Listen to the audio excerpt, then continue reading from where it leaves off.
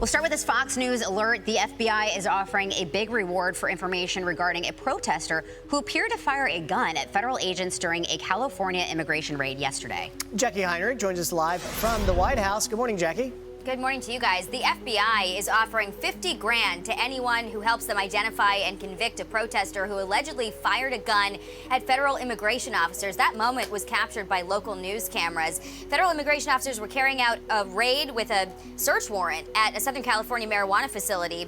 Hundreds of protesters swarmed that area despite warnings from the U.S. attorney, who told them not to interfere or they'd be charged with a federal offense. There were no reports of any injuries, but the video appears to show that man shooting a pistol at law enforcement agents. California Governor Gavin Newsom tried to politicize the moment, posting kids running from tear gas, crying on the phone because their mother was just taken from the fields. Trump calls me new scum, but he's the real scum. The CBP Commissioner Rodney Scott replied to that, saying, here's some breaking news. 10 juveniles were found at this marijuana facility, all illegal aliens, 8 of them unaccompanied. It's now under investigation for child labor violations. This is Newsom's California. Authorities are sounding the alarm that escalating anti-ICE rhetoric could carry deadly consequences. But California Democratic Senator Alex Padilla is defending his proposal that would mandate ICE wear visible identification and ban them from concealing their faces during most operations, posting to X, in a democracy, no one should have to guess if they're being handcuffed by real law enforcement or armed imposters. My bill defends against unchecked power and unconstitutional overreach. Acting ICE Director Todd Lyons tells Fox he doesn't love the masks, but they're necessary right now. If you looked at the beginning of this administration, you looked even in December, November last year, we weren't wearing masks. ICE agents weren't wearing masks because they weren't afraid of their information being doxxed, their photos taken, addresses posted. While I'm not a fan of the masks, I think we could do a better, but we need to protect our agents and officers, and I fully support them in that. DHS says ICE agents have faced a near 700% increase in assaults recently, Griff. All right, Jacqui, thank you very much. And let's just put this in perspective for our viewers. The first 10 days of July have been an absolutely unprecedented assault on federal immigration officers in a way we've never really seen before. As we know, those assaults are up 700%. Let's start on July 1st. Matthew White, an individual in Buffalo, arrested and charged with threatening to kill an ICE officer, writing on social media, kill them all. ICE is the new age Gestapo. Get us to July 4th. In Alvarado, Texas, 10 individuals facing first-degree murder charges of a federal immigration officer, while an 11th individual is on the run. A manhunt is out for him, a $25,000 reward because that attack involved AR-style rifles, body armor, and two-way radios. An officer was shot in the neck, recovering thankfully. You got Monday, July 7th, down in McAllen, Texas, a Border Patrol annex, an individual, a barrage of bullets fired from an AR-style rifle. Border Patrol fortunately able to neutralize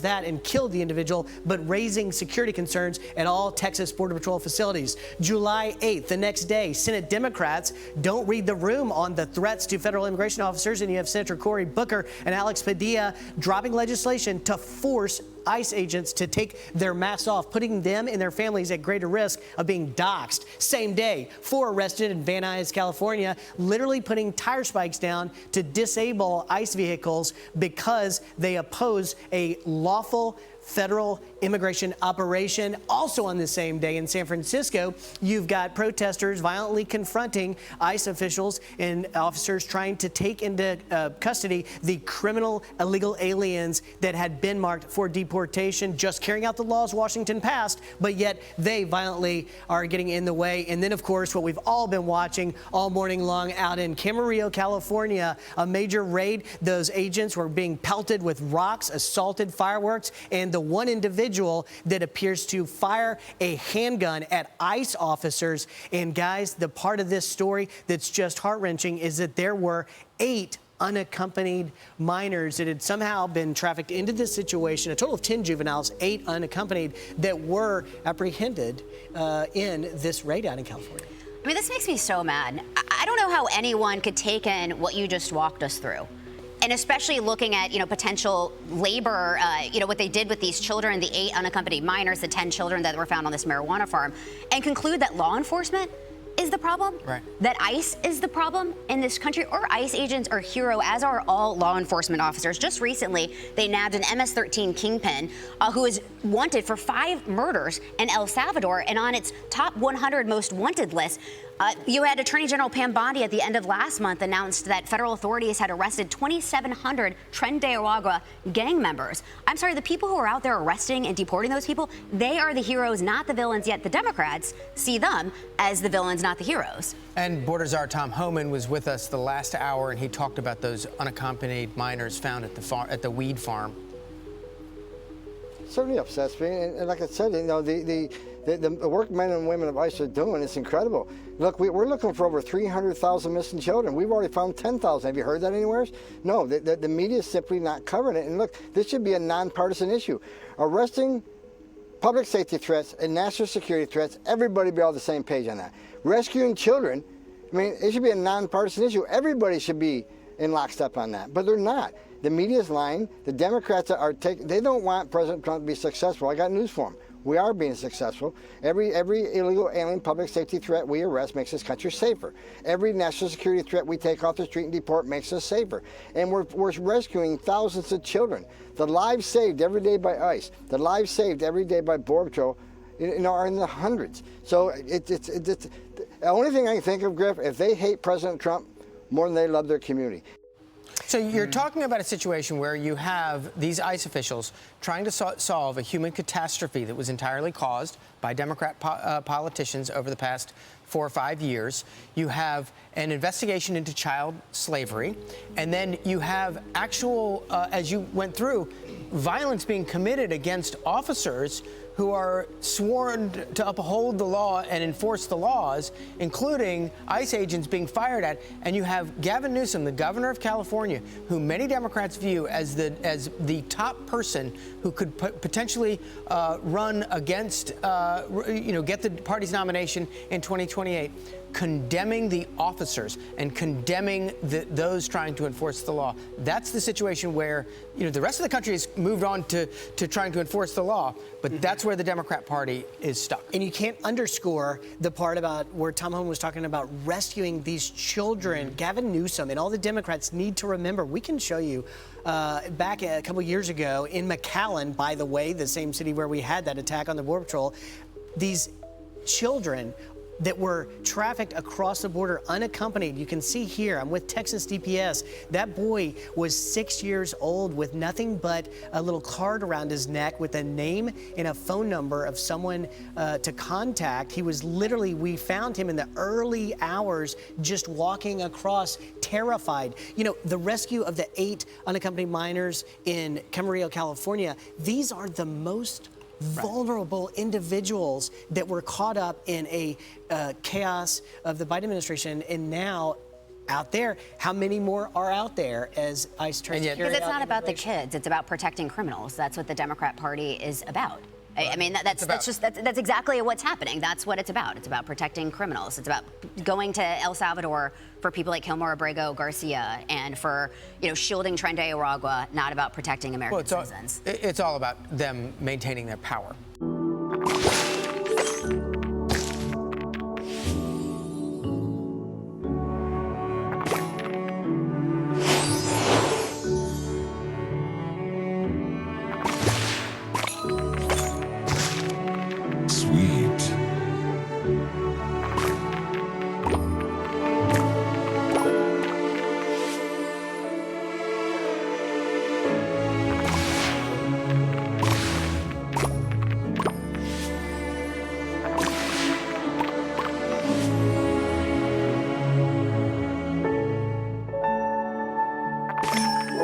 Sugar Crush.